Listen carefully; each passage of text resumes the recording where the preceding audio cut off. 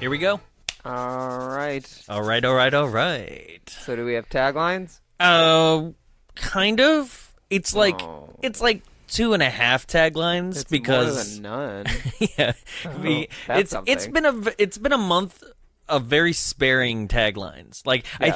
I think Casper was like, we took care of your taglines for like Casper 2 was- months. That was a godsend.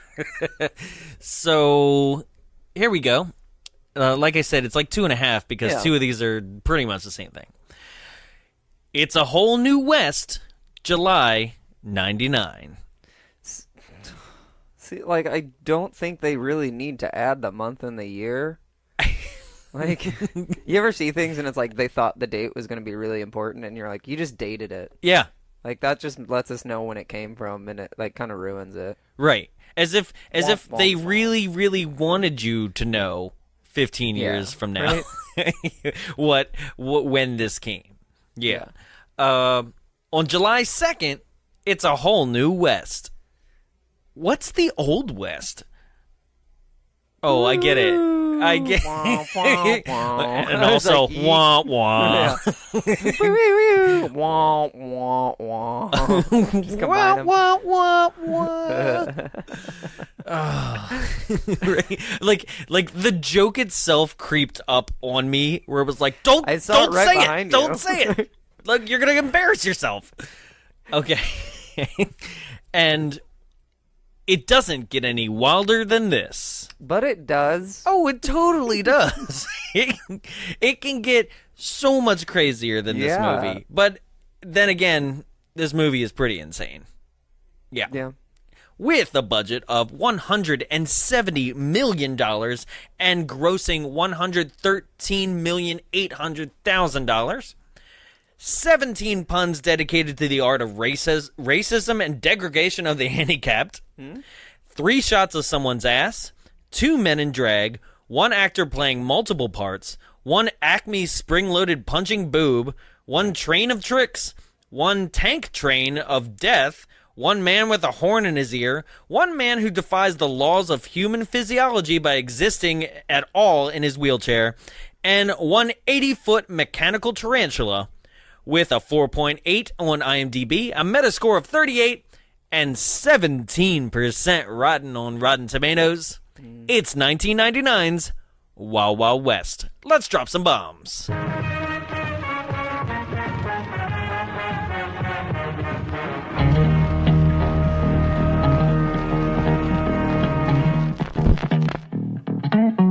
Hey, yo, hold it! Hey, yo, you trying to look at my lumps? I'll pull off my G-string and handle mine. Gobble, gobble, motherfucker. Who's your daddy? Oh, God, I'm your daddy. I'm your daddy. I'm your daddy. Ah! It's nice having her on board. She's a breath of fresh ass. Thank you! Thank you! Thank you! Bring it out on March 25th. And we'll call it Christmas 2! Welcome to Bombs Away, the only podcast recorded inside a projection booth. My name is Jonathan Young. Joining me in the studio, as always, is... I'm Jarrett Seifert, and I'm just really excited to see what information I share about myself sexually this week. Everyone's always like, hey, could you maybe pick a topic besides your awkward sex life? Could you, not embarrass me about what we did last week? Yeah. Maybe don't say gaping this time around. Too late. So, welcome to episode 30. Yeah. Hell yeah, we made it. I don't know what we made, but at least we hit a nice round number. Yeah. Right? And this is also our final week of Netflix November. This is the last film that was in the top 3 that everybody Top picked. 4. Yo, it's top 3. Top 4. Well, Because we couldn't do Twilight. that's right. That's right. That's how that went down. Damn you, Netflix. Sorry about that. Netflix is going down the drain, though. Oh, is Because of it? so many companies like doing their... They took 30 Rock off Netflix. That's a staple. That's a classic. So easy That's to watch. been there since the beginning. Yeah. Yeah. So, yeah, me and my brother were talking about it. We were like, we're pretty sure that Netflix is just going to start being pulled from a lot of different companies. He thinks that It's Always Sunny is about to be pulled. It is. Parks and Rec, I'm pretty sure is going to go as well since it's NBC. Mm-hmm.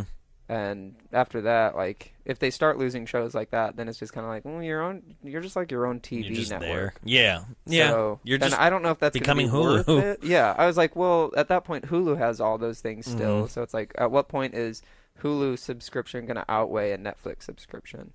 That's true.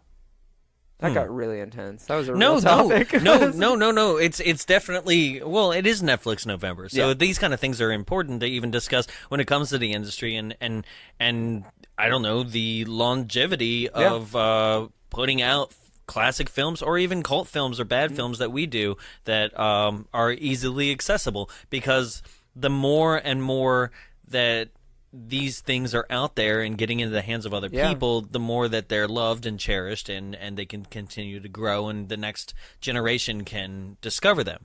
But if what you're saying is true and things that, I don't know, make people at least latch on to Netflix and keep giving them money so that they can keep growing as a company aren't happening, that's a problem. Yeah. Yeah. Like, Netflix is doing that thing where they're reviving shows that people really wanted back, and, you know, like, they're making their own TV shows and movies, which, they're really great. They're good quality content. But there are also, like, there are some kind of bad Netflix shows out there. Like, they've made bad stuff before. It's just, like, it gets swept under the rug because, like, it doesn't get that review, and then they just kind of, like, push it to the backside. But it's also just, like, I just feel like within 5 years, Netflix is going to be a thing that people don't go to as much anymore. Okay. I wouldn't be surprised at least. I will replay this episode. In 5 years. Yep. Hello, 2002. Right? I I have long since passed on, and you're just... you Remember did when I thought 5 years from now was 2002? Yeah. Yepsy dips. Oh, well, it's fine. So... Time travel. Yeah, right? Wild Wild West. 18 years ago. Yeah. Don't remind me. And then, so there's going to be, here's the setup for something that I'm going to tell later on in the movie, in the episode here. But I want to make sure that people definitely, like, if you're one of those people who are like, I'll listen to it later, stay tuned. I have the craziest story on actually how this movie, like a part of this movie, got made. It is a story that has been told by director. As old as time. Yep. True as it can be.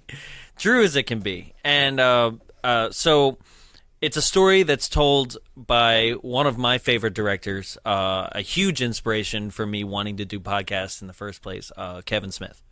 So this is a story that was told originally by Kevin Smith on his first kind of DVD Q&A that he had out there, which was called An Evening with Kevin Smith. It's also been retold a couple times on his podcast, and it's also been retold on How Did This Get Made's version of Wild Wild West. So there's multiple ways that you can hear it from the man himself, but I will hold on the story until we get to that part of the movie. Cool. And it's insane. Well, let's get there faster. Yeah. So we start out in Louisiana, 1869. 1869, 4 years after the end of the Civil War. Is that the Emancipation Proclamation? That is correct. Sure. I like alliteration. I know. That's not alliteration. That's not alliteration. I mean, it's rhyming. Sorry. Alliteration is like... I just wanted to rhyme one more time. Longly. Something with a lot of L's. I don't know. Right? Yeah, and we start off with the saw trap, which is literally a saw trap. It really is. Like, the saw trap. Or to play a little game. Yeah. If you step out of these, if you step out of this perimeter, you will die. Pretty simple. Yeah, and it was... Because that's the thing, right? Yeah.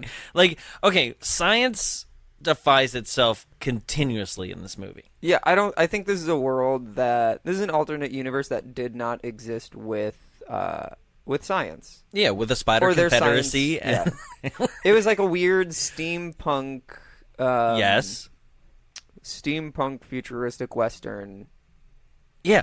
It's a movie that doesn't know what it wants to be. Like at times it also tries to be a spy flick. Yes.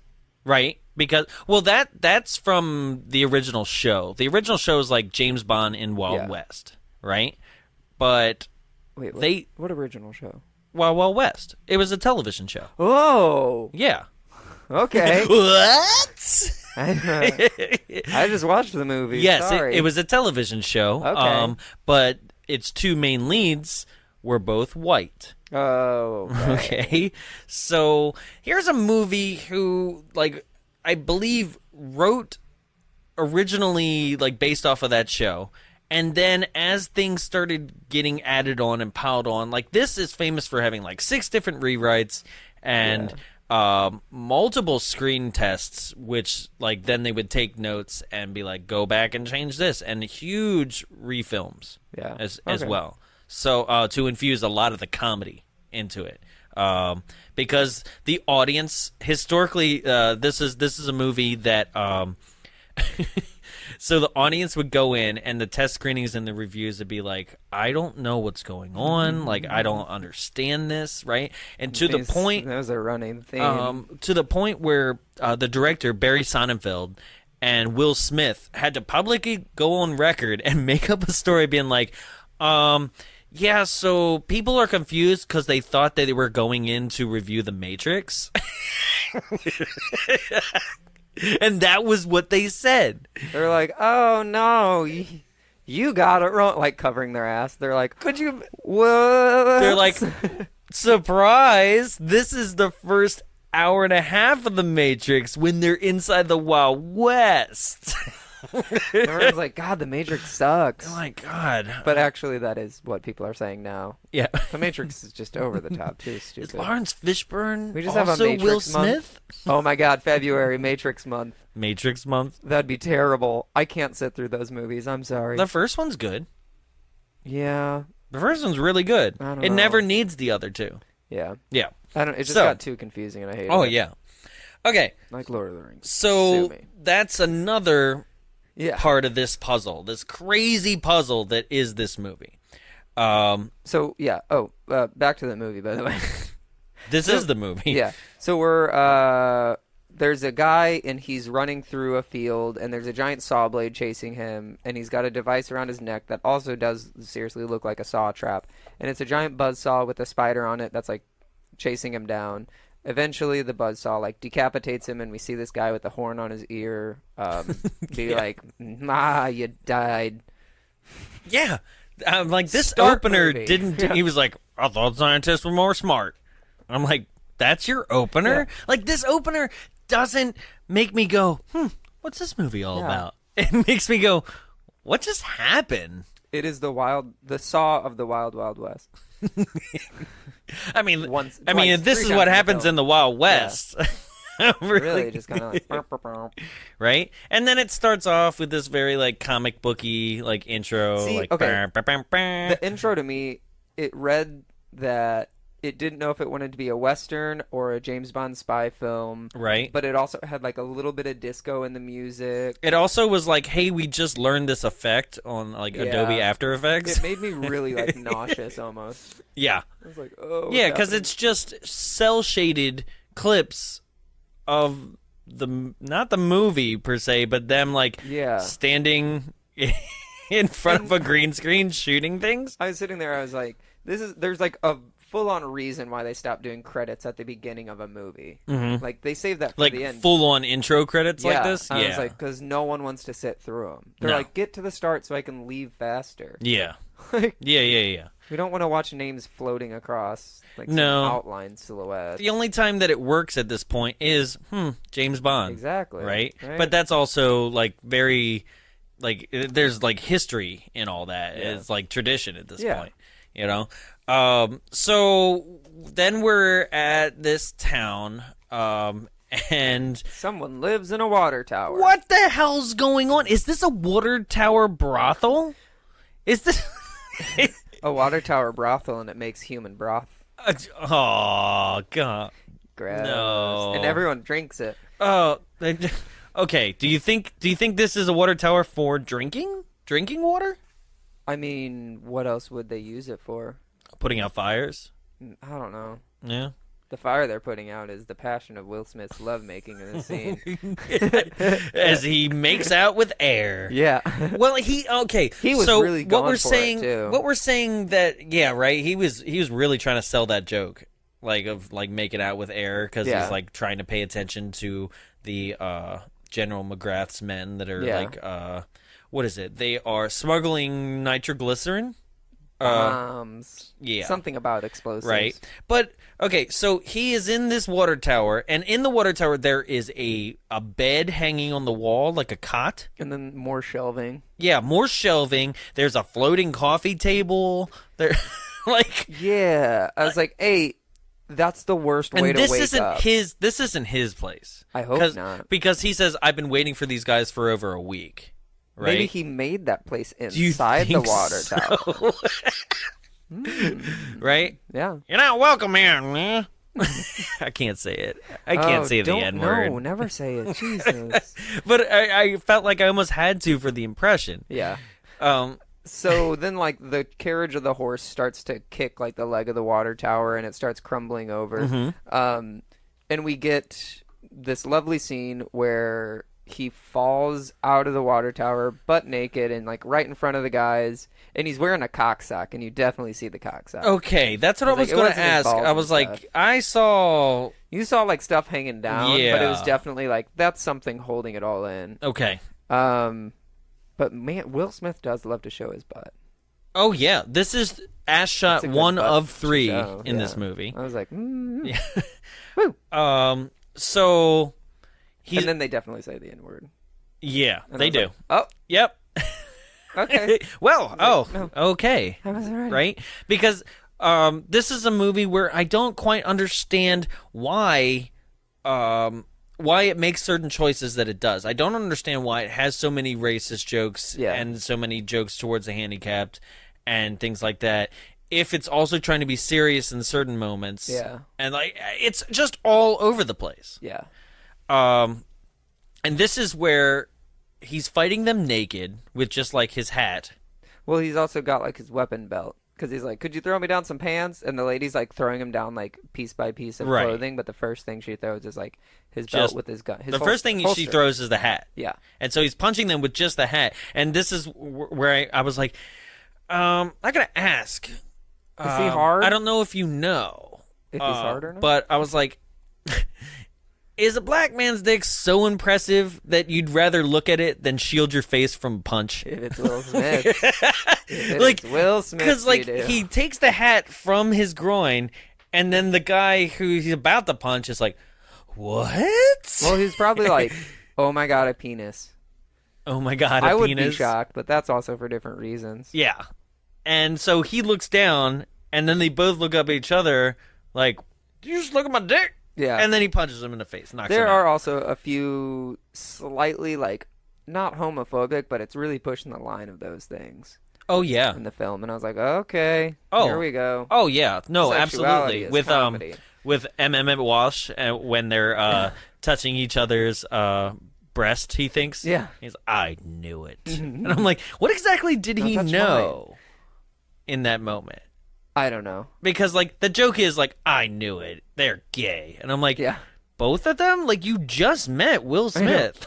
Or he just knew that the other one was because Yeah. he dressed in ladies' clothing. all Well, the I time. thought that maybe too. Yeah. I was like, okay. You're either gay or extremely pretentious. Yeah. Not quite sure. So meanwhile, we get the bar scene of, what is her name, Salma Hayek? Yep. Yeah. Yep. Rita Escobar. She's in the bar singing, and I'm like, who made Rita sing? Yeah. Who? Selma, get off the stage. Especially because it's why, it almost seems like Salma Hayek it was known at this time as a gorgeous, seductive, sex symbol Her in a character way. is 100% pointless in this film. Right.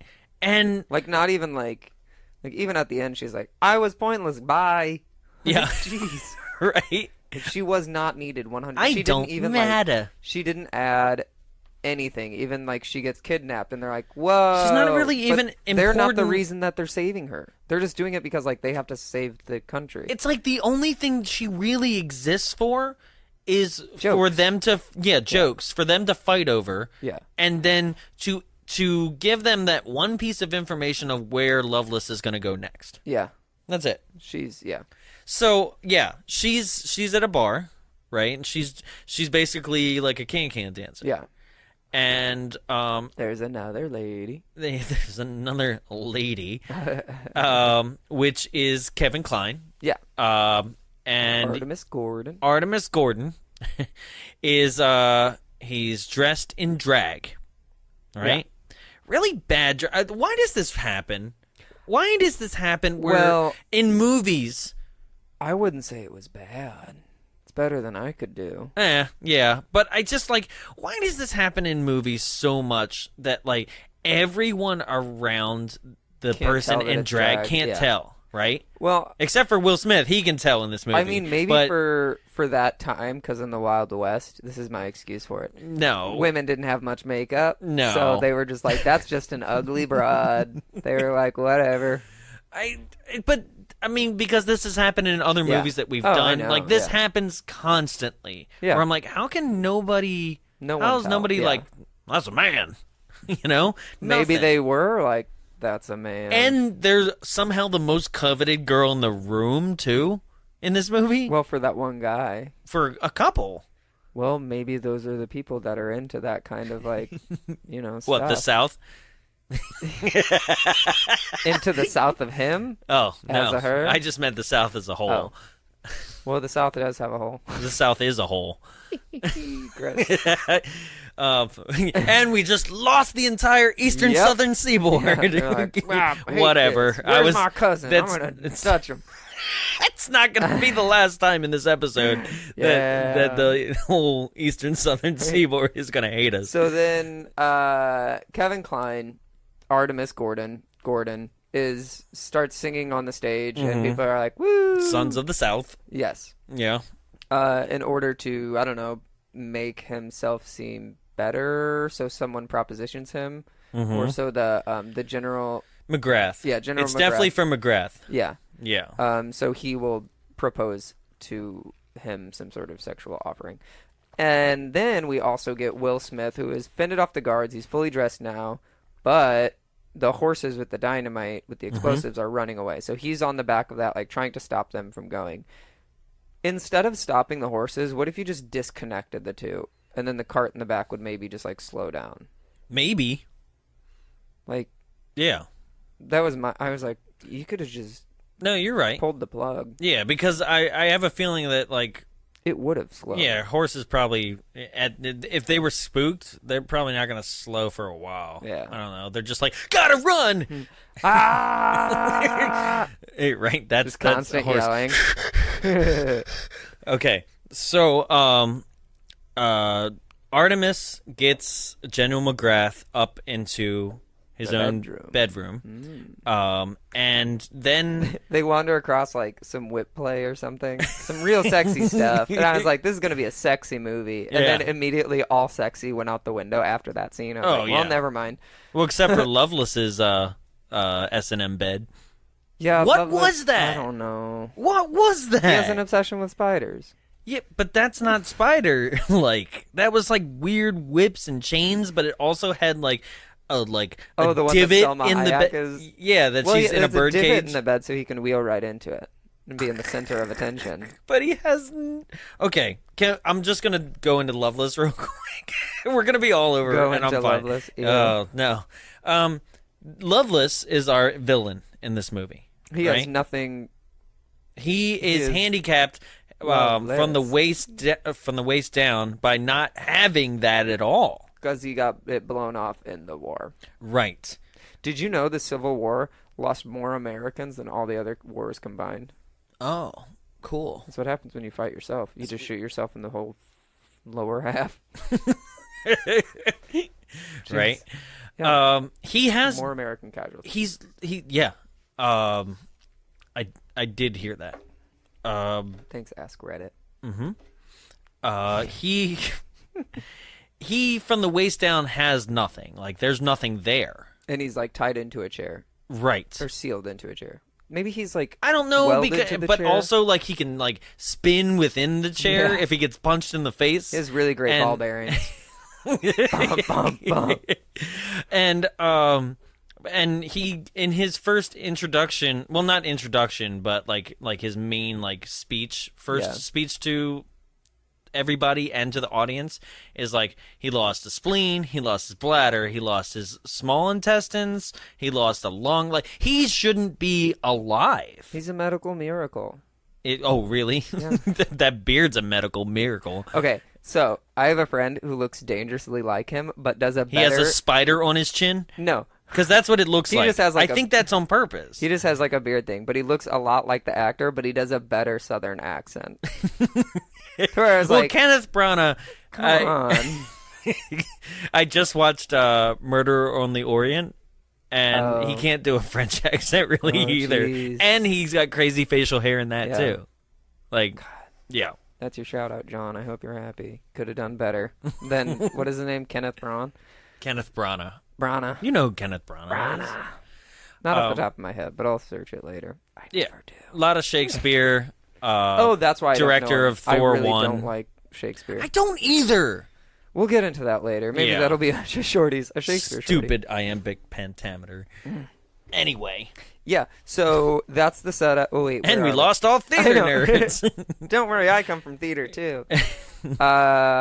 So Artemis, on his belt, has this Hypnotic machine. battery operated. I don't know how this is working, but it seems to run out of batteries. Steam, right? Everything in this movie, I was just like, it's steam powered. I don't know. Yeah, right. So it's like, okay, I don't believe in hypnotism as already. Yeah. But I don't. If we were to, is it going to happen immediately? I think it takes time. You have to like condition them to it. I believe. Sure, and then also, but I'm not a hypnotist. Like if it's hypnoticist, if it does run out, like, do you? Because he's like, oh, now you're gonna be a dog, and when I tell you to speak, you're gonna speak. And then right? there are like dog jokes for like 2 more seconds of the movie, then he goes back to normal. But then is the okay? If it does stop and he's getting out of the trance, yeah, do you just start becoming a rabid dog? Yeah. Well, when you don't have an owner, you really just go off the leash. Yeah, that's true. Okay, so this is at the same time when Will Smith crashes through that window in that bedroom, and thinks he's saving Elias. Right. Elias. And then it turns out he's saving a dude. It turns out they're both federal agents, federal marshals, federal somethings. Well, Will Smith works for the U.S. Army, and Gordon works for the U.S. Marshal. Okay, cool. Yeah. Sweet, awesome. Yeah, U.S. Army, U.S. Marshals. Yep.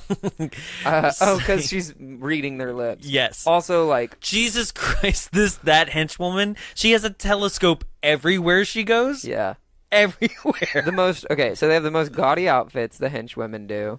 That, like, with like spider webs that cover their nipple areas in every dress. But it's supposed to be like, this is their culture's version of this outfit. It's like, you're kind of just being a little bit sexist and only using women as plot devices, but also not really using them at all. But also, like, kind of objectifying cultures. Like, this whole movie is just like, we don't know how to use cultures and women. Did you hear their, like, nicknames? Yeah, Munitia, like ammunition. Lippenlader, which is literally like, it's supposed to be a German play on words for lip reader. Yeah. And then Laden is to read. Bylings, Miss East. It's so stupid. It's so stupid. But that's the thing about this movie is, like, it doesn't know, like, that would be fun if this was more James Bondish and it was tongue-in-cheek. But it doesn't go there fully. Like, it doesn't allow itself to be fun and corny enough for that to be fun. Yeah. Or funny. Yeah. Oh, yeah. Instead, you're like, what is your name? So I didn't know her name was Lippenlader. I didn't know that one. I don't think they say it. It's Lippenrleder. So it's like Lippen or later. Or, no, that might be an I. Lippen Rider. Lippen Rider? Oh, that would also, yeah. Yeah. Rider. So we have a shitty television. I was like, it kind of... Some of the pixels kind of merge together. Yeah, so then they end the like bar fight, and then the caravan of explosives blows up, and everyone's in trouble. So then, yeah, whoops. We go to Washington. And so we completely McGrath, the whole thing was, though, like they were kidnapping another scientist. McGrath was kidnapping another scientist. Yes. And so they take that scientist and they put him in the trunk of Loveless's carriage, but the trunk is just a hole to the carriage. hole to the carriage. I was like, what? Okay. And then, yes, Will Smith, basically they all get away, and Will Smith then travels to Washington, D.C. But they totally ditched title cards after that. They're like, we had a title card for the start of the movie, and that's all you need to know. We're going on. There was a title card for the Tennessee 1969, and then there was another one for wherever they were in the water tower, and then one more right after that. It was like sometime after, or like across town. I was like, cool, great. And that was it. So then we meet the president, or at least Will Smith does, and he's talking to him. And he's like, you're not the president, and like shoots at the ceiling, but no one comes in. No one's like, oh, there was a gunshot in the White House. We might want to like talk about this. What's the point of people? I know when they don't already have your attention, firing up in the air is to get attention, like at a bank. I think it's like, why do people fire in the air when they're like, I'm going to give you one chance, right? And they're like, and then they fire in the air. To be like, my gun is loaded. Watch out. Right? Do I need to prove this? That it's loaded? Yeah. And then, like, shooting a bullet in the air doesn't prove that I have 5 more. That's just going to hurt someone somewhere far off. Right. In space. Yeah, but yeah. The bullets continue on forever. Nobody comes in. Mind you, this is before Secret Service was established, at least in this movie. Yeah. I don't know history. I'm not a historian. I thought it was... Well, I'm not going to answer that. Never Who cares? Mind. I was like, no, I'll get in trouble. Because I also... Like, you're stupid. Because I also don't know in the scene after this if that many states had already existed. Oh, I tried researching. I was like, were they constructing on the White House at that time? And I couldn't find anything, so I was like, I give up. I don't care about the White House anymore. So Artemis has...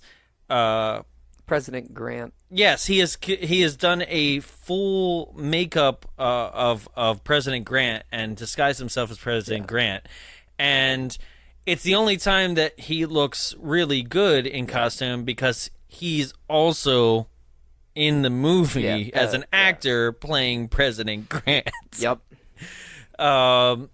Which I don't know. That's just did it need to be? It didn't.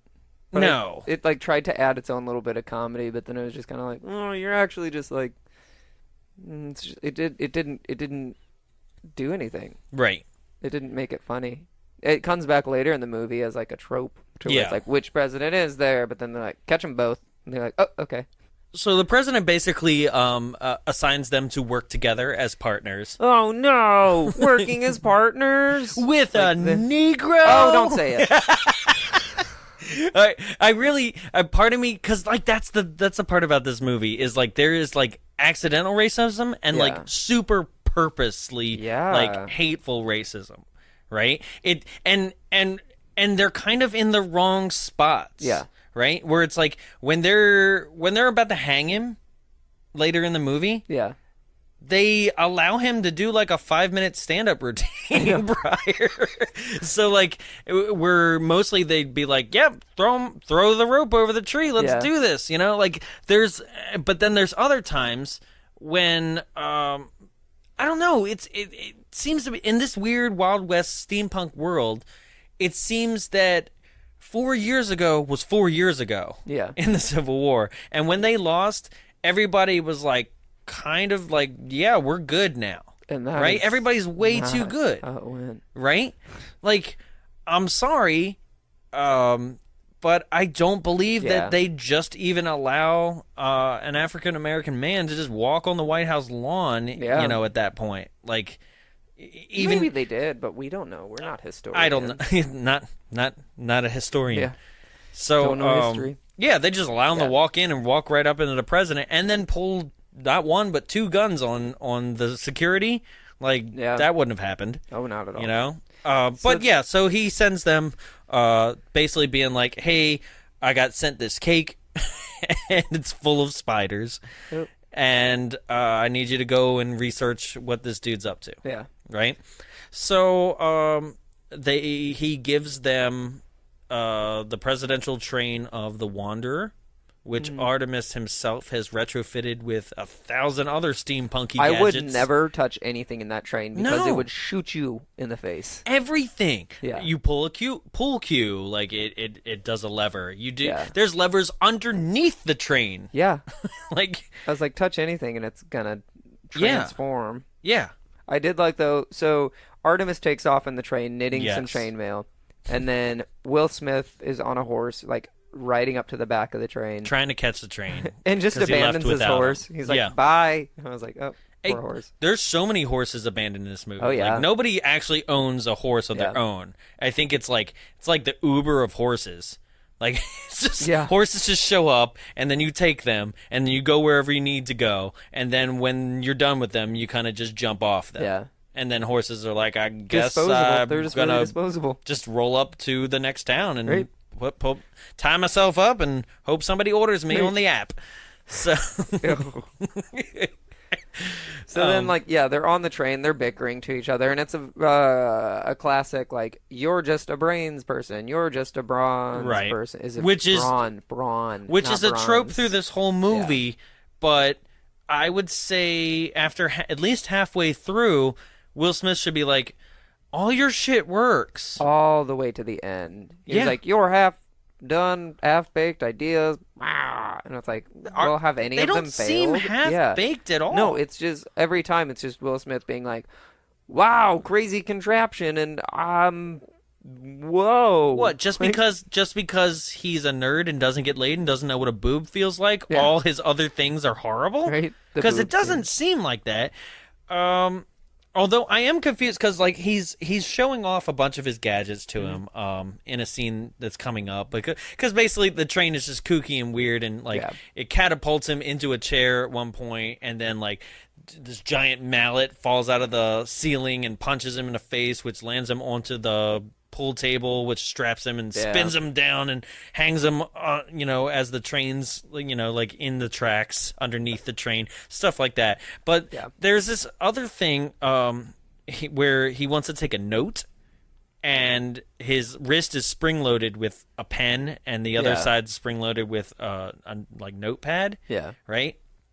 And this is one where he's like, why don't you just put a gun on that instead, right? And I thought that too, because like right prior to that, he shows him this cigarette case with a gun that springs out.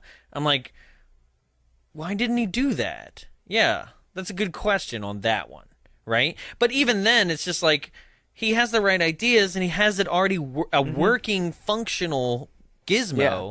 It just, he needs to put the right thing on there, like or different things. It could be interchangeable. It doesn't matter.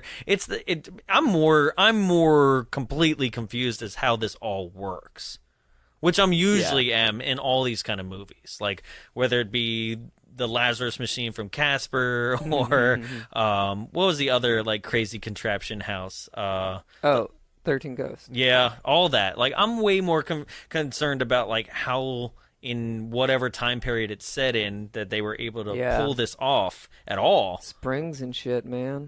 Springs and gears and springs. So then they go to they find an invitation to a party. Yes, this part's insane. Yeah, is this a real thing? I forgot to look it up. Parties are a real thing. No, I know you haven't been invited. Sorry. The retinal terminus theory. That is not real. That 100% is not real. Did you really? You thought that might be real? I mean, that is not real. Oh, come on. Okay. Oh, jeez. I mean, it could have been. No. That is not how human anatomy works. Your eye does not. Okay. So, I actually do know some of the history behind this. Okay. So there was a doctor, Dr. John Art in Paris, and he wrote something called the persistence of vision. And he thought that your eye holds on to an image after it has been seen. But we now know that it is not your eye that holds on to that image, but it is actually something called the beta phenomenon. And it is your brain that holds on to the image, not your eyes. So your eyes actually can't hold any information. Okay. It's just your brain. Okay. Yeah, it is not real.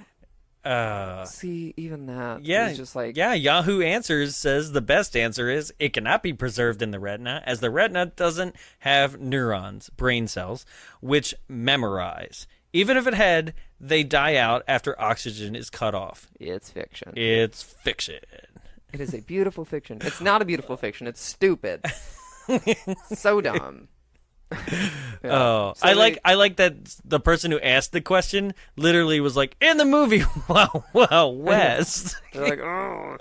But yes. Well, you're a moron for even watching it. So they look at a guy's eyeballs and light him up behind, and then constantly throughout the scene, Will Smith is variations of, it's a man's head. I'm like, constantly. you like, kill people constantly, Jeez, dude. Like, I know. You're concerned about a head? Shot people probably in the face. Yeah, right. Get over it. Yeah, you've seen some. Yeah, you've seen some. Yeah, horrible things. The Civil War was 4 years ago. Yeah, you know. So we go to this party. They're discussing like costume options because Netflix November is actually disguised November, and everyone wears a disguise in it. Yeah.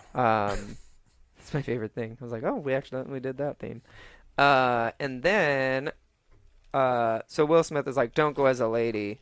And then he thinks that he does. And he's like making jokes to this one lady the entire night, which gets him in trouble later. Mm-hmm. But it turns out that Artemis Gordon went as a fur trapper from Canada. Right. Because only people outside of the U.S. or Southerners were invited to this party. Right. You find that out later as well.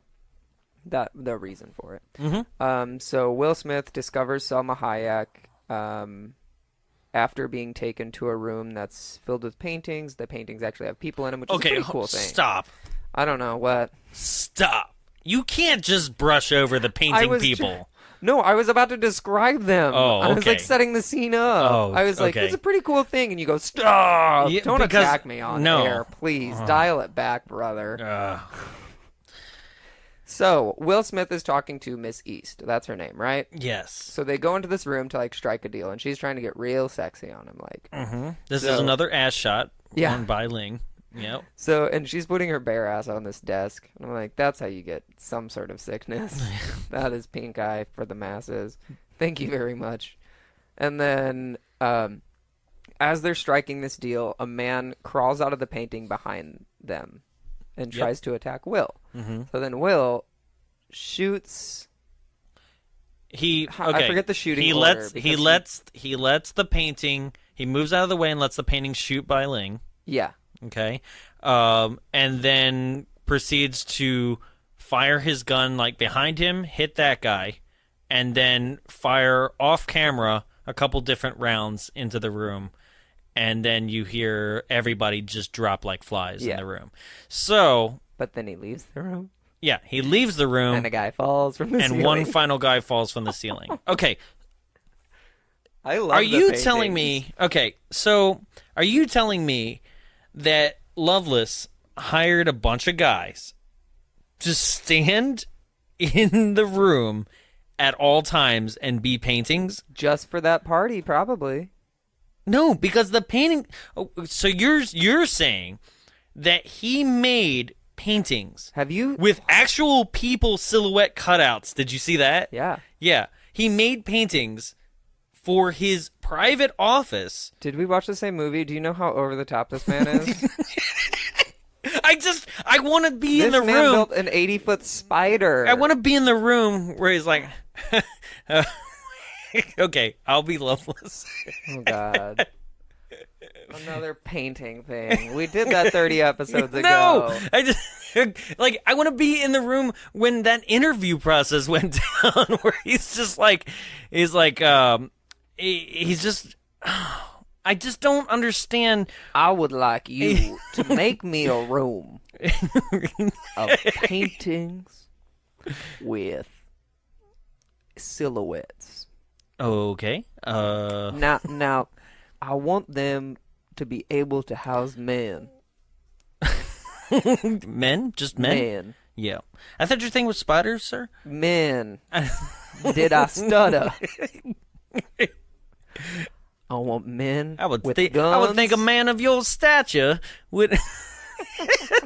Okay, so no. Okay, for serious though, like to be like where they're like, "Hi, so you have a job for me?" Yes, I would like you to stand in this picture behind me, right?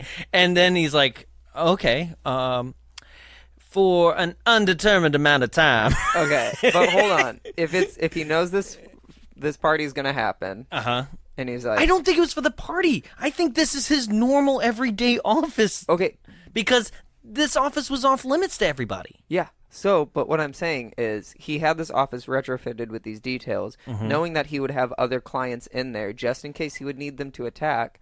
And then for the party, it was like, hey, painting dudes, I need you on board for this in case anything goes down in that party. By the way, watch out for the black guy. He looks like Will Smith. And like, that's it. That was it. Watch out for the black guy. He looks like Will Smith. I'm pretty sure he's a bit more racist than that. But that's like, I think, the gist of it. It Watch doesn't out need to be over for top. the boy.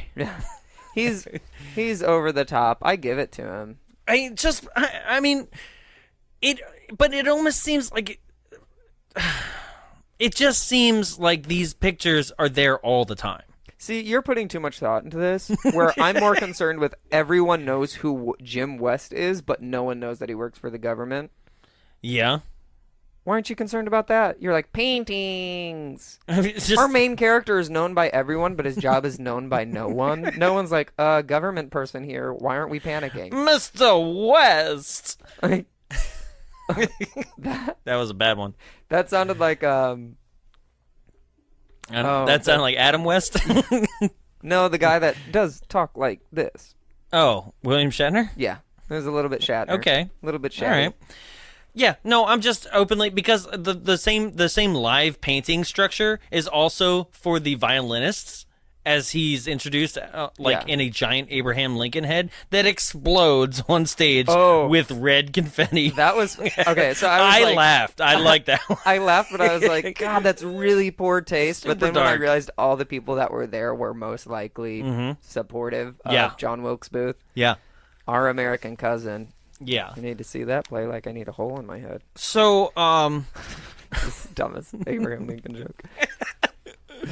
Lincoln's like, no. Sorry, Lincoln, you were my favorite. We got a day off in school because of you, because I lived in Illinois. All right. We got Lincoln's birthday off. That's nice. I think everybody did. President's Day? Is that Lincoln's birthday? I don't know. It's somebody's day. It's someone's birthday out there. Right. All right. That's our school system at work. 30 years into our life, and we're like, I have no idea. So we get to this dancing party. Smith is back in after all of the mumbo jumbo talking, which I could care less about what they The all racist talk? talk? Yeah.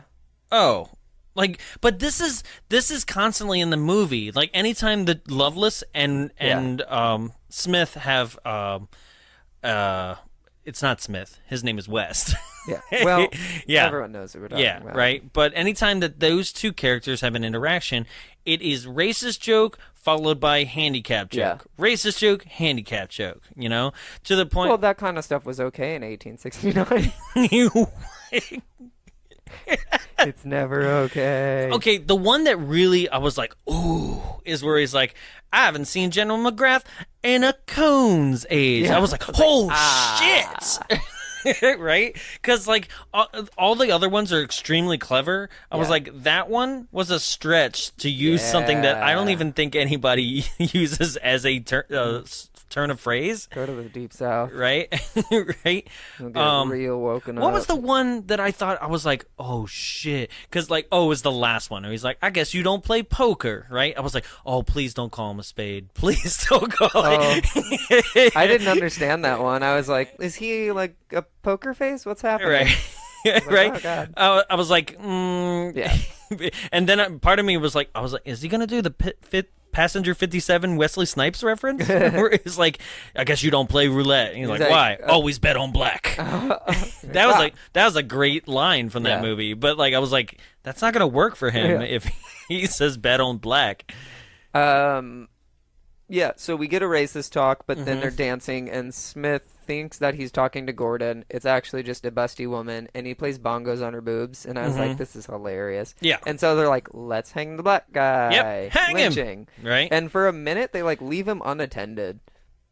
They're like, we'll deal with him in a second. Just everyone look away. And I was like, what is he doing? Yeah. He's just standing up there willingly. You know, I think it's funny how fast the call to action for sexual assault is in this movie compared to what it is nowadays. They're like immediately, just hang him. Now they're like, we support you. Yeah. So it's real dangerous out there. And we lost the other half of the southern seaboard. Well, then, like, also you see the outside of the house, and it looks like the most ugly, basic, scenic design. I was like, you built the flat front of the house, and that's it. Oh, it looked like Blue Bayou. Terrible. Yeah. I was like, complete with like weeping willows. Oh, it did look like Blue Bayou.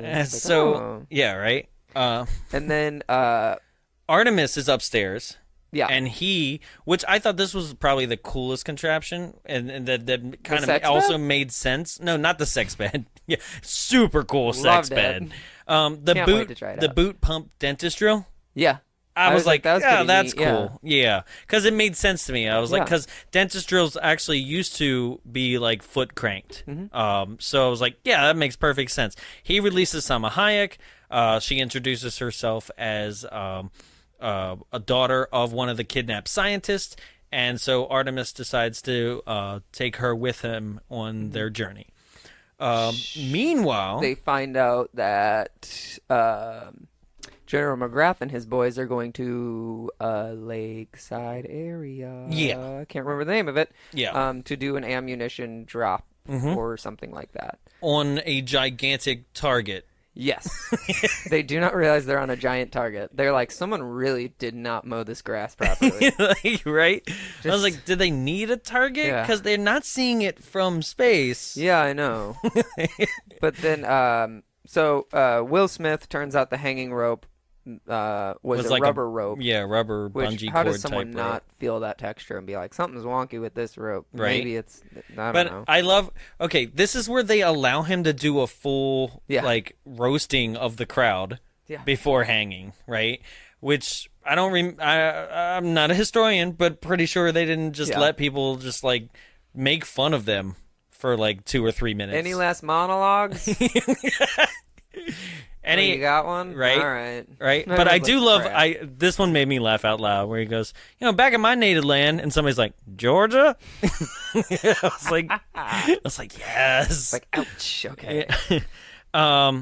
So he tries to explain to the crowd that, like, back in his native land of Africa, the drums would send a message. So he's like, when I was playing on the titties, I was like, how you doing? Hello. How's your mother? I loved it. It's so stupid. I was like, it's great. You could tell that this was definitely something in a rewrite somewhere where they're like, because this is like solid comedy compared to other stuff where you're just like, cringe comedy. Right? This is like, they were like, Will, just do something up there for like a little bit, And then he gets saved by Gordon. Gordon lets him know where this drop point is, and Will takes off rushing. So then we flash over to Loveless, and he's in like Bowser's warship. It was like dun dun dun dun dun dun dun dun dun dun dun dun dun. It looked like Super Mario World, like the very first SNES one. The one where it just looks like Lincoln Logs. Yeah, that ship. Yeah. I was like, that's all it is. That's all I could see for the rest of the film. And then a giant bullet bill rolls up on shore, basically. It really is. And like everyone, so all the men that are on shore, they're all McGrath. Yeah, they're all McGrath's men, and they're all like, "Oh, McGrath isn't there. He's on the Loveless' ship." So the ship starts rotating and shooting all of McGrath's men. And McGrath is like, "What do you?" No, not the ship. The ship is still Yeah, no, the where ship, they the are. land ship. Because it came Okay, out of the water. So, yeah, it's like a land shark, but also a train. yeah. Yeah, it's basically make sense. every mode of vehicle. Yeah. And you would think that it will combine to the final form, but it's not a part of the final form thing at all. They didn't understand Transformers or like Zoids. Or how to market this toys properly, you know? Could have been such a great Did Burger this movie King tie-in. have toys? I don't know. So then, the land shark is shooting all of McGrath's men, and McGrath is like, "What are you doing? Stop it!" But then Loveless, what is Loveless' reasoning behind this? He's just like, "War." Sorry. Okay, so he like betrayed him or something. Didn't he? Something about basically McGrath was very much a part of the unconditional surrender that Robert E. Lee did. Yes. And he's like, you basically surrendered, and you're a coward. Yeah. And and you and your men are going to be put to death because basically he's trying to show the other people in the room from the other countries who he is aligned with, and they are his sponsors for all his like crazy mechanics and stuff. Like Nike. Yeah. So, yeah, pretty much. Canada. Just do it. But yeah, that's his. Just do it. I like that one. Good one. Thanks. But You'll they text me about it in so 3 Britain, weeks. France. I'm trying to think of everybody who's on the un-United States of America. Mexico. Yeah, Mexico, and I think India maybe or something like that. But It was basically everyone that they're giving stuff back to. So they're giving Right. back like the French their land, they're giving Mexico back their land, and they're sending the 13 original colonies back to Britain, And then right? all the rest except of for the New land. York, which I don't know Yeah. what was good. He didn't say what was happening with New York. Yeah. It's like 13 original columns all the way up to columns all the way up to Manhattan, like something Yeah. like that. And I was like, well, what's going on up there? Because it's not Well, really. the fall foliage. He just wants to keep it American. He's like, God, it's beautiful. that's part of Loveless Land. Yeah. That's part of the tourism section. Yeah. But also, did you notice that Loveless Land, like, now is also kind of a lot of barren land? Yeah. I was like, that's the land, no, you grow potatoes there. That's about it. Idaho that and Montana and he Oregon and Seattle. He gave himself, like, boring land. Yeah. Sorry, those lands, but... Yeah. And I don't remember who got Florida, but that was... Yeah, Florida had its weird shape. Maybe that went back to the Spanish. I think so. Okay. Either way, like that's the people who's on this boat witnessing, being like, this is what your money is doing. Like it's created this giant land shark tank that can spin in a circle and shoot fire in every everyone. direction because it has cannons on every side. And he's using McGrath's men to show that, but he's also using it as target practice and the ability to like test out what its weaknesses is. Like this is its test. Weaknesses are. Yeah, where he's like, I'm hearing 2 little screams between reloads or something like that. Yeah. You know? And then They say some sort of degree thing. Yeah. Auto degree to something. screams and yelling, my arms, my waist. My waist is pulling out of my stomach, or my spleens. It just sounds like a French guy that I knew that'd go, my shit stank. But that's what she was doing. Yeah. She was using a telescope to read the lips of the people who are screaming, Yeah. dying. Which doesn't really... That's just stupid. I mean, you can hear people screaming and dying. It was one of those things where it was like, that would be a cool bit if she was more of a character. Yeah. But that's what she does. Yeah. And so, because everything's a crazy contraption, Loveless's wheelchair has a gun barrels Yeah. pointing in front of him but also behind. So his back is turned to McGrath, and he explains that he was a traitor, and then pushes a button and just blows a hole in his stomach, and then they throw him off of Bowser's ship. And then Will Smith shows up. Everybody, all the bad guys parted ways, and Will Smith shows up to see the aftermath. And he's like, "This is just like what happened in his... yeah, where basically." Somewhere? All right, so we get this backstory a little bit later, but we can just do it now.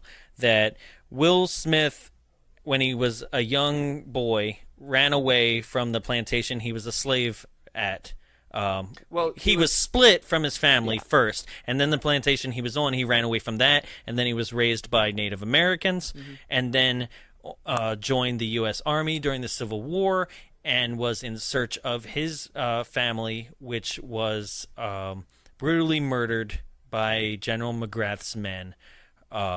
In a similar fashion.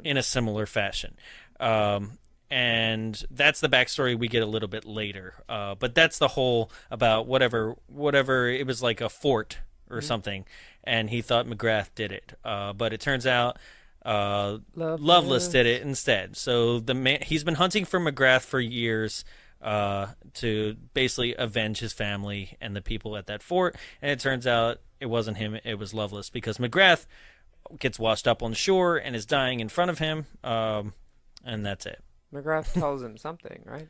Pretty much was like, it wasn't me, it was Loveless. Oh, yeah. Okay. Yeah. So then everyone hops in the train and they start tracking down Loveless. And they go through a tunnel. That is disgusting. There are Wild Wild West action figures. I wish there weren't. I mean, it makes sense. But, yeah. Did anyone like it enough to have these? I don't That's a samurai. think so. Is there a samurai in the movie? No, but there is one. Where do you see a samurai? He's right down there. Right? No, up. There? No. Oh. Go to the other way. It's right there. What? How do you not scroll? That's something different. I know. It's nothing to do with the movie. Oh. But there's a samurai on the screen. Okay. Sorry. Cut that out now. Leave it. Yeah, so they start following Loveless's Trank, and they're like, oh, he spotted ahead, and they start tooting away, and they go through a tunnel. Then they're like, weird, Loveless's tank isn't here, and it turns out that Loveless's tank stopped, grew some legs, straddled the train tracks, and then wound up behind them. And you get these like stupid bits of like, if we're following Loveless, why is Loveless behind us? Yeah. And Will Smith uses the bungee rope and the pool table to go back to Loveless's machine. Yeah, what?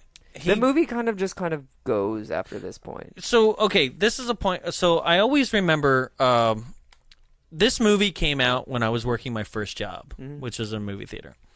You worked at a movie theater? Oh, I've talked about it many times. Nobody cares. And this movie, many people suspect that, and I can kind of confirm it, at least from my theater, is that they were super hardcore on carding for R-rated films that summer. Yeah. And a lot of people, and this is on the trivia, a lot of people suspect that the reason Wild Wild West even made as much money as it did is because people would buy tickets to Wild Wild West To go see Matrix Reloaded? that wasn't out yet. Oh. Because that's what we did. Oh, Not for Wild Wild West, but I remember it's not me and an my brother R bought. movie. We weren't allowed to see it. We had to get like fake tickets for it, I thought. No, I don't know. What? They were doing this to go see American Pie Oh. and Blair Witch Project. Oh. Cool. It's Cool. at least in my theater back in Yeah. Maryland. That was specifically what. So part of my job that summer, at least we didn't do it really for Blair Witch, but a lot of people suspect that's the other one. I know specifically that I was an usher who would. We had the normal ticket terror, but then they placed ushers specifically at that theater's entrance to show tickets once more to allow you to even go inside that theater for American Pie. Wow. Yeah. And I can remember not just Wild Wild West, but a couple other movies that year. People being like, "Oh, I must have lost my ticket," or just hand me any ticket. And I was like, "Dude, this is Tarzan." Like, I mean, you didn't even try, right? You'll be in my Don't. heart. I hate that song. I know. So, back to this though. It really bothers me that in this steampunk weird world, like, that everything seems to be so well done when it comes to being a transformer and stuff. Yeah. Like, I don't understand how anybody would have been able to figure all this stuff out. Yeah. Right? And yes, he kidnapped 13 brilliant scientists to make it all happen, but Even then. that always seems like the cop-out, too. Yeah. Where it's like, yes, I kidnapped a whole bunch of scientists, and they did all the work for me. I mean, they even did that in Rogue One. But I missed that robot. oh, K2? K2. K2. Gay too. K2. He was a gay robot. I'm almost positive, and I loved That's him. 3PO. Well, they're lovers. Goldenrod. Oh, gross. That's a nickname in the movie. I know. Yeah. Yeah. So, Jesus. Sidebar. Here we go. All right. And continue. The movie. I just remember seeing it once while I was there, and then like continually like checking into the movie at certain times. And all I can really remember from back then and from watching it throughout my childhood is that this is the part of the movie where I always think we're close to the end. Yeah, and it's only about halfway through. Right. And why is this? Because like after the Blade scene that's about to happen, the spider first appears. And then the spider's there forever. And I'm like, just get Forever. done. It's like they Okay. kept adding in scenes. They were like, we could extend this movie more. Because when you do a spider reveal, that should be literally the spider Yeah. going to go destroy that town, and that's it. Yeah. Kidnap the president, destroy the town. But no, instead, they do spider reveal. Spider goes to the president at the meeting of the Transcontinental Railroads, kidnaps the president, goes back to Spider Valley, does an entire dance sequence, then goes and destroys. So much. This is why I get Yeah. confused. Because I think, basically, when we see this transforming train, I was like, oh, we're close. Yeah. Right? It gives you hope if you've seen this movie before. But no, we don't. So, can you explain to me why spiders are such a big thing? They Like- are spooky. No. Oh. I mean, in this movie. They are spooky, and people hate them. No, why does Loveless... Why spiders? Why is spiders on his new... Because everyone hates spiders. and he Confederate wants to do what flag. everyone hates. I don't know. Why are spiders pretty much what his beard looks like? Why are they imprinted on blades that literally nobody's going to see because they're going to die? Maybe he was like, I need to brand myself. I need to pick a theme, stick with it, brand myself so people know who I am. And I'm a spider. 8 Right? legs of crazy. Or 4, if we, when he only has the 4 legs Yeah, later I was on. like, you couldn't just go with the spider theme for that one moment. But I'm a spider who's also handicapped. yeah. Well, he doesn't have his legs, so maybe he wanted something with 8 legs. Make up for lost limbs. Yeah, no. No. I'm throwing out ideas. He'd still need 2 more in order to be like even like Doc Ock, because Doc Ock I think has 4, but he says he has arms and regular legs too. I'm just saying, like, for that idea of a spider. Like, he just kind of wants to feel close. Okay, so here's the story. Mm-hmm. Okay. Oh, yeah. Get to it. Okay, Because I feel like we could just blow through the last half. Because, like, we can. things and stuff, and then president kidnapped. So here we go. Here's the story. Okay, the year is 1996. Right, so 3 years prior to this movie coming out. Pokemon. Right. Came out. So, the year is 1996. There's a man named John Peters. Now, John Peters is the producer of this movie.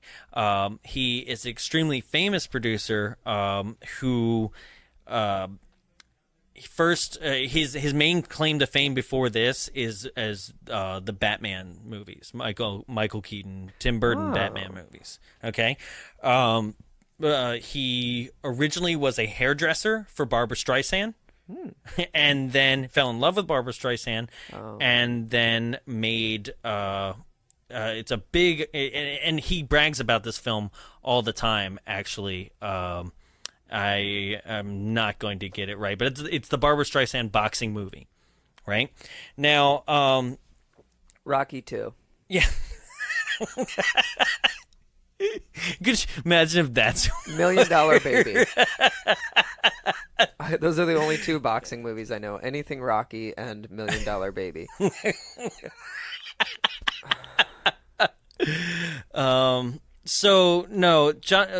John Peters basically, like I said, his main claim to fame is Batman, and he would brag about Batman all the time, being like, mind you, all of this information is in part of Kevin Smith's story.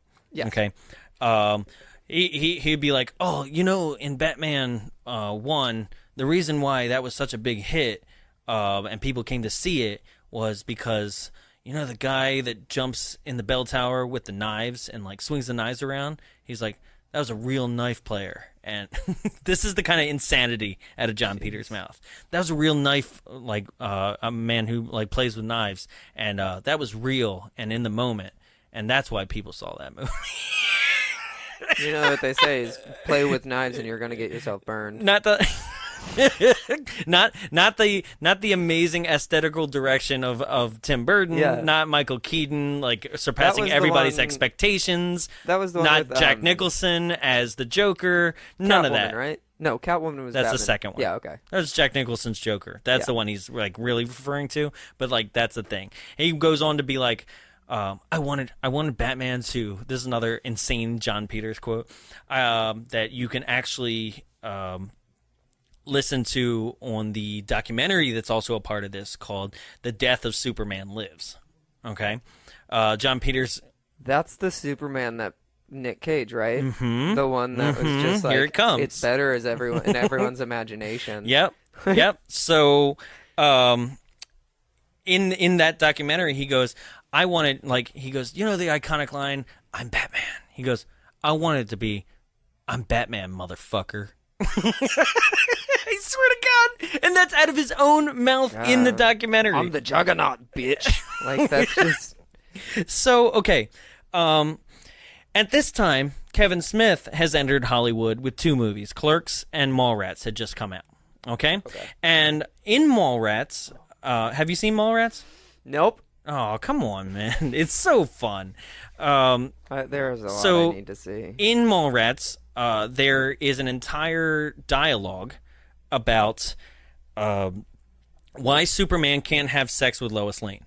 Because his sperm would blow right through her like back. Dick to bomb. Right. And he would need a kryptonite condom in order to at least go down to normal human like But wouldn't that like also fucking cripple him skills. at the same time? What? Wouldn't that also cripple him at the same time for he'd probably with... yeah.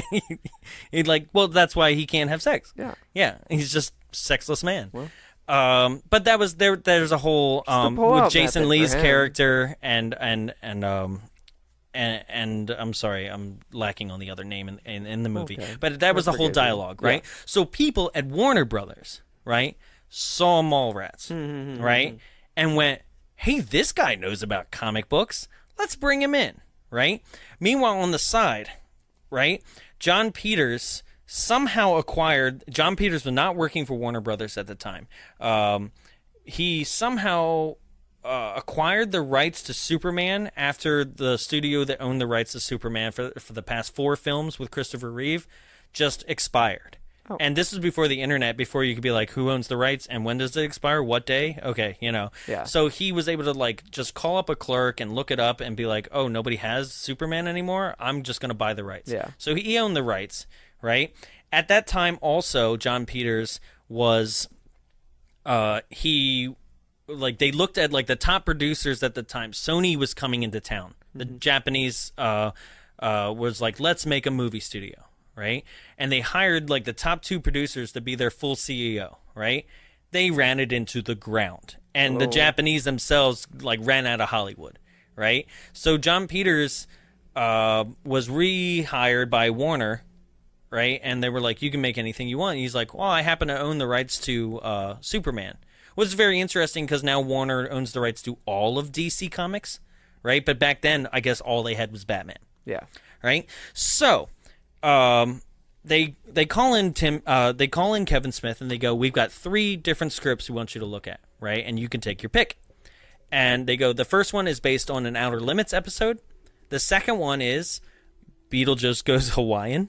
Oh. I swear to God. I always will never want that movie, but dream of it. And the third You've is... been to Hawaii. I've been to Hawaii. Aloha, right? Pineapples. I hate them myself. Could you imagine it? Oh, it's so stupid. Nice fucking island. Oh God. Okay. So I'm glad we got that one in. That was good. Shoehorn. Right? And they go, the last one is called Superman Reborn. So he takes a look at the script, he reads it overnight, and he goes back into the executive that first talked to him, and they're like, "What do you think of the script?" And he goes, "Well, it was horrible. It was shitty. I don't know what this was going on. Like here, there, right?" And so he goes, "Oh, okay." And he sends him home. He thinks, "Well, that was it. They just had me read a script." Then they call him back the next day, and they're like, "Hey, can you come in and tell this executive the same story that you told me about how shitty the script is?" And he's like, "Yeah, sure." So he goes in and then goes home, and that's it. And then they call him in like 2 or 3 other times to do that, to like the next level up and the next level up, to the point where he's like, yeah, right? So to the point where he's like, are they just calling me up to just rag on this script? He's got to start billing him for those hours. I know, right? So finally they get like the head CEO, and he's the first one who's like, well, what would you do differently? Right? Oh. And so he's allowed to pitch to the entire room what he would do differently. And they're like, okay, well, we want you to rewrite the script. We want you to be the writer on it. But there's only one thing. You have to talk to the producer, John Peters, right? You have to go to his home, and you have to tell him what you just told us. So he goes to John Peters' home, which apparently is just like Wayne Manor, right? Because he's obsessed with Batman. Now, as I've described previously in this story, John Peters is cuckoo. He's just insane, right? So as he's describing his take on Superman, John Peters goes, you know why we're going to make a good Superman movie? He goes, because you and I, we're from the streets. Oh. Right? And which makes Kevin go, like, 1, I'm from suburban New Jersey, and 2, you're from Manhattan, but you were originally a hairdresser. So, and then Superman, as the third entity in this streets scenario, is from another planet, not even from the streets, and might be the most like cookie cutter like American symbol that has nothing to do with like edgy grittiness, right? But he goes, okay, I want you to write this, but it has to have 3 things, right? He goes, number 1, I don't want that costume. I hate that costume. Quote, it looks faggy. Oh, that's rude. 2, no flying. I don't want a Superman to fly. I think it looks to look fly. Yeah. Well, that was the first rule. Yeah. I don't want Superman to fly. I think it looks fake. Right? Okay. Number 3, Superman has to fight a giant spider in the third act. Here we go. You're like, I see some threads. Yeah. Right? He goes, I just want him to fight a giant spider. Kevin goes, okay, well, I don't know of any spiders in the Superman comic lore, but okay, cool. Goes back to Warner, right? They go, how's the meeting? He goes, everything was fine except for he wants me to fight this, like, he wants him to fight this giant spider. And Warner immediately, apparently, like, people were just like, oh, man, again, John with the fucking spider. Like, he just won't get off the spider. They're like, it's fine. He requires it. Call it anything but a spider. So Kevin names it this, like, Thygarian snare beast, right? And so he goes back to John Peters. Meanwhile, everybody likes his new take on the script. And he goes back to Peters. But they go, okay, you've written the script, that's great. Now you got to go and read it to John Peters. And he goes, I have to read it to him? So he actually goes to the house, and John Peters lays on his couch, like with his head up to the ceiling, and does like director's hands, right? And he goes, go. Like, and so he reads out the whole thing. And when he gets to the spider part, he goes, "What's a Thygarian snare beast?" He goes, "It's a Kryptonian spider. It's fine." He's like, "Perfect," right? Also includes halfway through Brainiac, the villain, in his script. There was like no action in the middle part, right? Yeah. And he's like, Brainiac goes into the Fortress of Solitude, and he goes, have Brainiac fight some guards or something in the fortress. He goes, why the fuck, one, would Superman need guards at all? And two, it's the Fortress of Solitude. Like, nobody's up there, right? And he's like, I don't know, just have him kill a polar bear or two, right? And then was obsessed with, like, polar bears for a while, right? So by the end of this conversation, he goes, who would you get to direct this? And he goes, well, I think Tim Burton did an amazing job with the Batmans, and he might kind of take your take on things and take it in a different direction, like something we haven't seen, like the other 4 cookie cutter Supermans. And he goes, okay, great. So Tim Burton comes in and immediately is like, fuck Kevin's script, I don't want to do that. So Kevin was fired, right? And then started writing his own script, and this is when Nicolas Cage got like basically costume tests and things like that, right? So Kevin, 3 years later, goes to see Wild Wild West, right? And he looks and he knows that John Peters produced this movie. Yeah. And what do we have at the end of the movie? A giant spider. A giant spider. He finally got the spider that he always wanted in this piece of shit movie. It was a really long story with but it's not gonna lie, not a lot of payoff. I was like, the only connection is spider. Okay, well, you know why there's not a lot of payoff, and this is why I said, like, listen to Kevin's version of it, too, is because, like, we're on a show where you know the end result. Yeah. Right? When he tells it, you don't know that the connection to Wild Wild West and John Peters and stuff like that. So it's actually really good. He tells it for, like, 20 minutes. It's really good. We don't have that much time. Yeah, but the point being... We're pushing limits. ...is, like, how fascinating...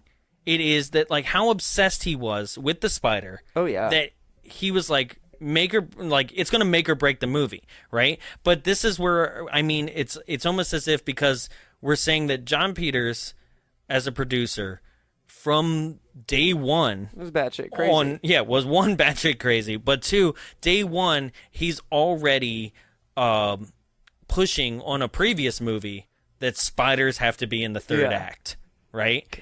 And shaping somebody's script to this one very specific thing. Yeah. Right? So then you look at Wild Wild West, and he's like, spider's got to be there, right? So the writer somewhere is like, fuck, I got to incorporate this spider, right? And is actually trying to creatively incorporate it into, like... into Loveless's style, and like trying to find a reason why a man would create a gigantic steampunk 80-foot tarantula. There is no reason. There is no reason still. And that's the thing is, so back to the movie. Yeah.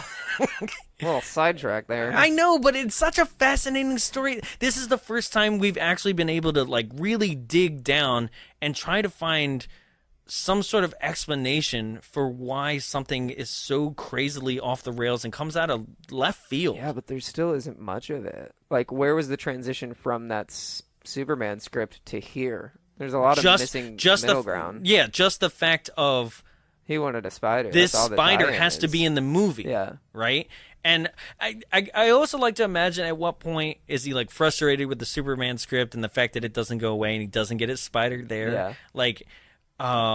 that's why I wanted to look up Peters and see, was there something between Superman and this that also tried to like somewhere in the script have a spider in. Right? But I can't seem to look his up. There's a lot of John Peters on why don't you just go IMDb. through the page for Wild Wild West? Because usually that's like buried. I don't know. In the cast and crew. I don't know. I don't see it. Yeah. Yeah. Cool. I don't see it. Anyway. Go on. Yeah. So the spider's been revealed. Yeah. Right? Because, okay, they had the collars around their necks. That's where we were.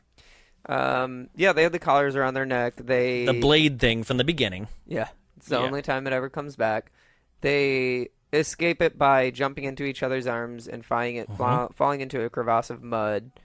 But they escape it, and then they eventually they get away with it by, God, I don't remember how.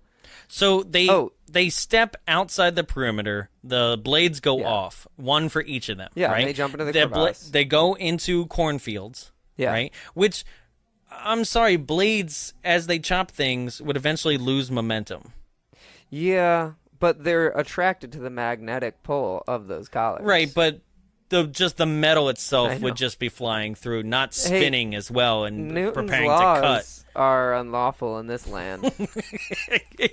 It's the Wild Wild West. No laws. No laws. No Newton. So, and then they decide to jump at each other because the blades are coming at them individually. Are you ridiculous? What? Yeah, just jump into his arms, you idiot. Plus, why would the blades come at them individually, like chase each one individually? Yeah. It's just magnets. It would just go to one of them or the other. And then they blow up. Yeah, they just explode. Pretty sure metal just be like pling pling. Yeah. And that's it. Right? They explode. Maybe it's the giant spider imprinted on the blade. It's gunpowder.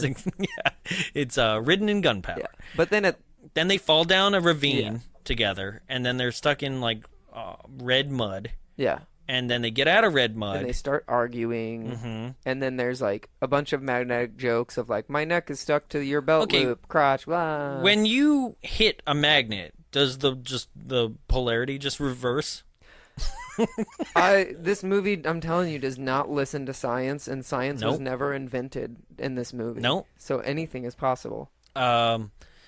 And so because of that, their magnetic collars are now stuck together, and then they try to pull that apart, and they wind up swinging at each other, and like the knife inside Will Smith's boot that was installed for him is stuck to one collar, so now his like foot's up in the air, and he takes off his boot, and then the collar gets stuck to Gordon's belt, which is another semi-homophobic joke.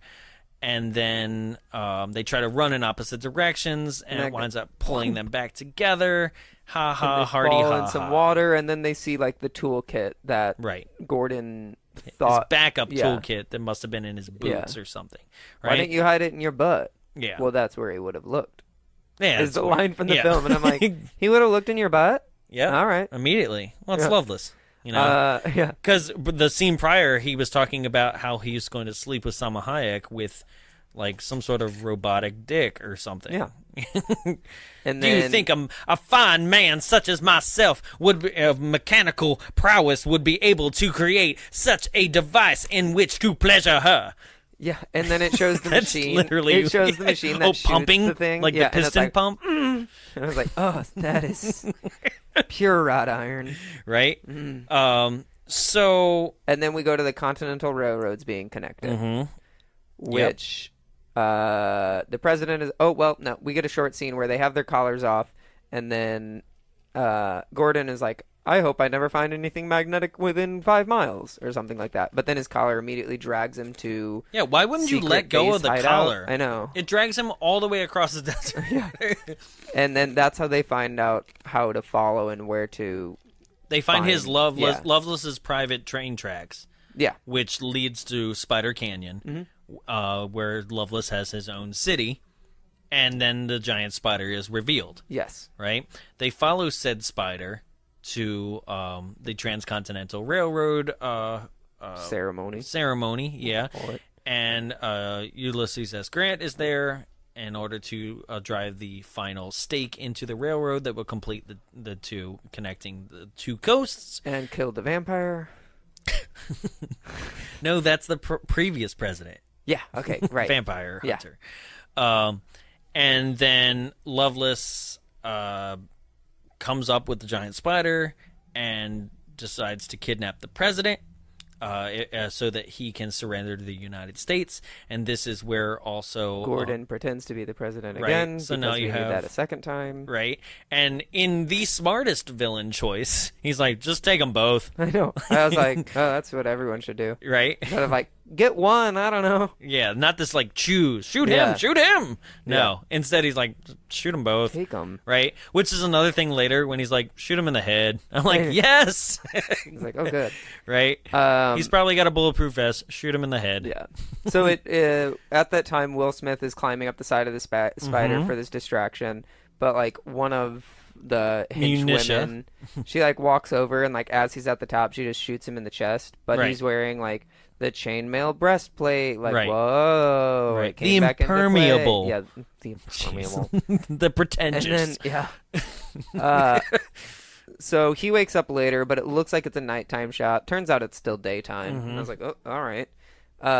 He goes back to the Wanderer train. Everything's like dismantled. They've taken everything out, but he finds one belt with a tiny gun and looks at the clothing rack, and you're like, he's gonna dress as a woman. Yeah. Like without a doubt, he's gonna dress as a woman, and he does. Yeah. So Loveless is about to shoot Gordon in the head. Okay, yeah, so back at Spider Canyon, Loveless has now pretty much revealed the rest of his plan. Yeah. He's trying to get Ulysses S. Grant to surrender, unconditionally surrender the United States so that he can redistribute the land to all his other country donors. Yes. Right? Which we were talking about earlier.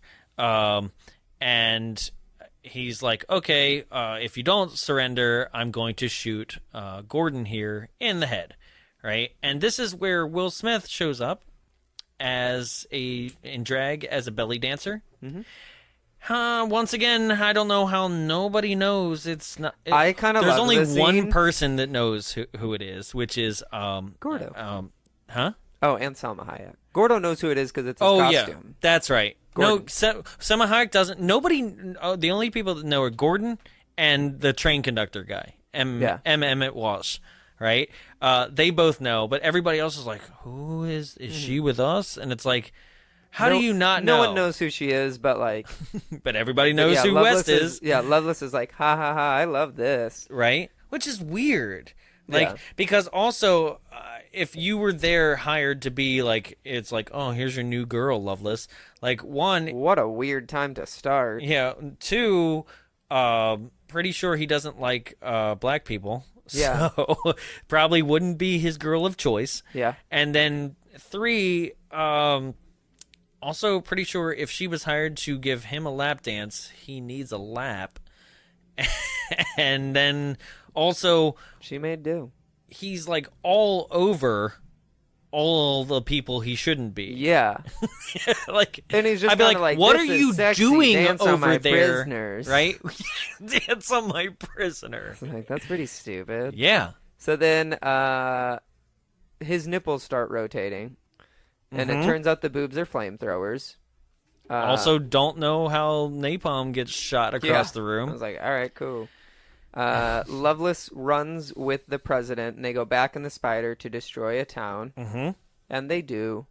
Yeah. And Gordon makes a flying machine. Right. Because he's like, oh, a flying machine can kill a spider.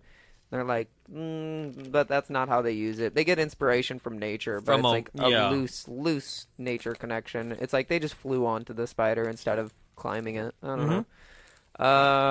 Yeah, and then we get some neato fight scenes, which I wish there were more henchmen of Loveless. Okay, so these henchmen were an afterthought. They were shot later. The henchmen, though, were like railroad accident victims. And they were repaired with different railroad parts. That's the backstory. And apparently electronics? Yeah. Because the Frankenstein guy shorts out? I didn't understand how that happened. Okay. I don't understand. Did he touch two metal things with the wrench? There's no electricity running in this entire thing. I don't understand what happened. It was like Frankenstein's monster shorted out. And there's no explanation. There's just blue electric coming from the back of his mouth. Yeah. I was like, all right, cool, he did. Yeah. Meanwhile, also, like, why does somebody choose knife hands? I know. I was like, maybe something more practical. Well, please. We've already had scissor hands. Yeah. We saw that movie. Like gold knife hands. Yeah. But yeah, that's all the people. So they were written in and filmed on a reshoot because The audience found it weird that two men were basically fighting all the henchwomen Yeah. and just punching them in the face all over the place. But I love that, like, even then, when Gordon is fighting the henchwomen, he doesn't actually fight them. He just dances around them and they fall off themselves. Yes. They're like, whoa, whoa, whoa. Because and they're gone. They're our done. two heroes can't be really responsible for the death of everybody, you know? But that was so weird to me because, like, they've wasted time and energy on these reshoots when all they had to do was really flush out the henchwomen as being actual threats where it's legitimate to be okay to be punching them. Instead of one lip reader and one lady that I think is good with supposed guns. to be guns. Yeah. Guns and periscopes. Yep. And then I don't even know, there was another one that really doesn't do anything. No, that was just Will Smith in drag. Oh. So all this is happening because they used a flying machine to land onto the spider. Yeah. Which they dropped like nitroglycerin bombs on the spider, and it seemed to do nothing. Uh-huh. Right? But I'm sorry, this thing would not withstand an explosion. Yeah. It's just like tension wire and like steel.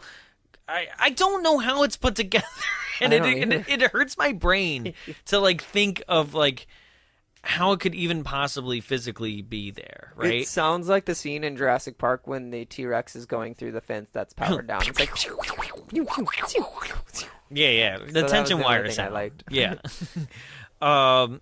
So then Loveless decides to go down into the belly of the spider and fight Will Smith himself. Right? But his wheelchair breaks, so then he sprouts legs. Okay. Mechanical legs. So this is because Gordon gets his hand on the tiny pea shooter, Yeah. right? So something happened.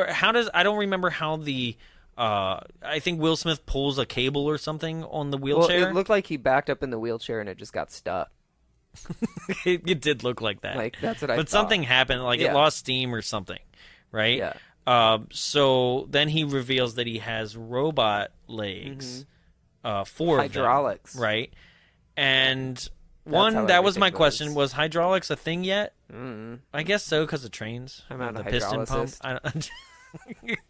And then also like why, if you have these robot legs, are you not just using robot legs all the time? Yeah.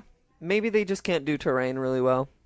They seem to be able to do anything really well. Step on Will Smith's face. Yeah, they have like hooves. Hooves. Hooves. And it seems to be run by some sort of orange hydraulic fluid that once Gordon shoots it, it like springs a leak, and then he's just down for the count You again. missed. No, I didn't. Right? And it's like, why didn't you just shoot him in the head? Yeah. Oh my god. Especially because it seems like he was Direct given hit. the opportunity to just shoot him in the face. Instead, Yeah. Will Smith almost dies, but then hangs off of the body. Yes. Okay, so The spider goes to the edge of a cliff. Spider goes to the edge of the cliff, which makes now Loveless is back in his wheelchair, Mm-hmm. which makes him wheeled towards the front entrance, which is just an open door. Yeah. Out the front of the spider, Design and then he is choices. hanging there, right? And in this moment of peril, it's time to make a couple more racist and handicapped Yeah. jokes. Can't live with him. Can't live without him, apparently. And then he's like, if I pull this lever right here, it will release the wheelchair and we will both fall. Because Will Smith is hanging onto his shoulders, right? Yeah. Just and so he calls him Yellow, Yeah. right? Which I guess you just don't do, you know? Yeah. Never mind. I was going to make a Back to the Future joke, and I was God. like, he doesn't know about that part. I don't. I'm sorry. Those no. are on my top of to watch list. So It I will don't be. have to watch other things for this podcast. In the new year, Jarrett will have all these taken care of. Maybe. Yeah, that's your Christmas present. I told you. No. A hard drive full of Yeah. the things that you need to watch. But yeah, so he's also like, Will Smith, you don't have the guts to pull this and kill both Yep. of us. And Will Smith is like, think twice. Right? And he pulls it, but then Will Smith finds a dead body to hang to. Which is it's the knife guy. Oh, okay. It's knife guy Yeah, that he with wrapped the a chain chain, around yeah. and threw him out earlier. Yeah. and he is hanging from the body of Knife Guy, and then this like there are some genuine good funny lines in here, and your final like basically like yippee-ki-yay moment is, now that's a whoopin', which is a callback to like a line earlier when he like dropped him into a trap door and said, that boy's gonna get a whooping down there, referring to all the Frankenstein monsters that are down there.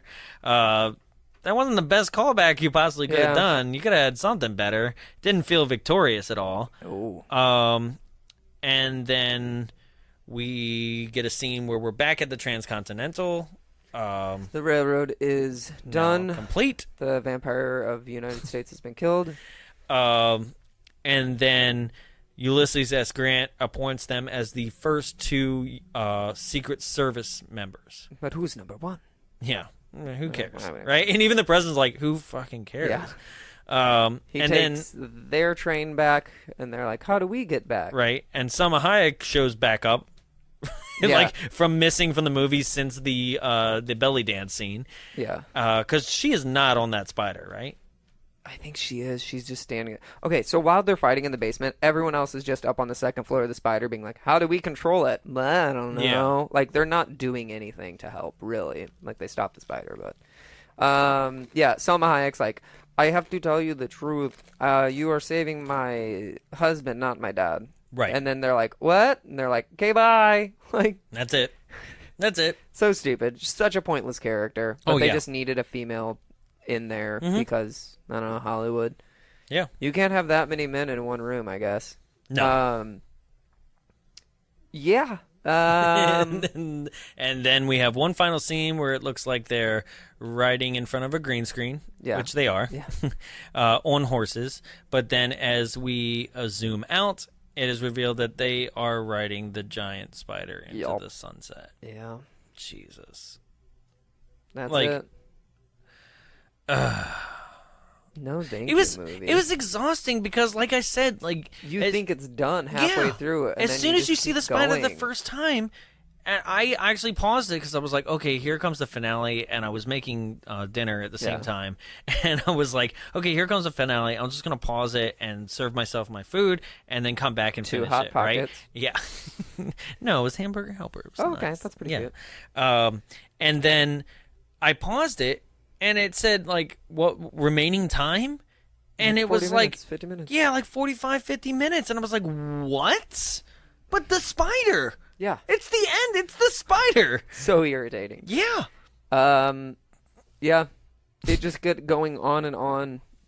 Like us. Yeah, I know. I was like, what are our W's? Yeah. Get down with it. Our W's are Wild Wild West. What? You stole the joke right out of my mouth. I never want to be in there. Thank you, though. The WWW. When you're hungover and you just really want to hate yourself. It was a hangover movie? Yeah. Yeah? Yeah, because this is the only other time I've seen it was when I was hungover. And I was like, well, I guess I'll just drink orange juice and watch this with my lazy-ass friends. Even though he's apologized and denounced this movie, if you're a big fan of, like, comedic Will Smith... Yeah. Because this is Barry Sonnenfeld. I mean, they just both came off of the coattails of Men in Black 1, and when this came out. So, like, and you could tell that it has that feel in certain places, right? But it almost feels like it was directed by multiple people. Yeah. It's choppy. The scenes don't fully line up. There are different visions for different scenes. Yeah. So, yeah. If you're looking for just something to put on the background on Netflix, there it is. Other than that, I have no other recommendation why you would rewatch this movie or watch it for a first time. Like, don't watch it for a first time if you never have. Skip. But then again, if you want to get all these jokes, go ahead. See what we're talking about. See what they spent countless years obsessing over when it comes to a spider. Yeah. See how this was all made like into one giant mess. A big old mess.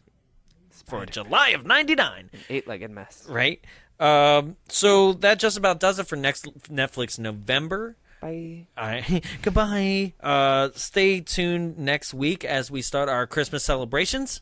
It's going to be freaking blast. Honestly, we have some I love our lineup, but you can actually check in at our Shorties episode for that lineup, and you can make sure that you can be completely up to date on everything that we do by following us on Instagram, Twitter, and Facebook, all at Bombs Away Show. You can write to us, and maybe you can give us some more elaboration on the story that we wrote. Or if you're Kevin Smith and you're like, I kind of like what you did there, you can write to us. Or if you're Kevin Smith and you didn't, please don't write to us. No, still write. I want to hear from Kevin. Like I said, Kevin, you're an inspiration for why I started doing podcasting in the first place. Something that he said on one of his shows was very much like, if you have a dream and you just Walt Disney said, if you can dream it, you can do it. No, this wasn't if. This is more of, if you have a dream, do it. Yeah. Not if you can do it. Mm-hmm. No, if you have one, just freaking do it. Good. And this was mine. So Thank you, Kevin. And thank you for the amazing story that has to do with this movie. You can write to us, if you're Kevin or anybody else, at our email, contact@bombsawayshow.com. And remember that you can get all our episodes on your favorite podcast app, and that's every single app out there. We're Stitcher, it's seriously all over the place. Apple, Google, Stitcher, everything that you can think of. Just search for Bombs Away, and there we are. Yep. You have anything else? Nope. He never has anything else to say. I don't. He's just dancing in his chair, probably has to pee. Don't call me out like this. It's real bad. All right. So, for Bombs Away, my name is Jonathan. I'm Jarrett. And... Yippee-ki-yay. That's not in the movie. I know. A spider. Let's run.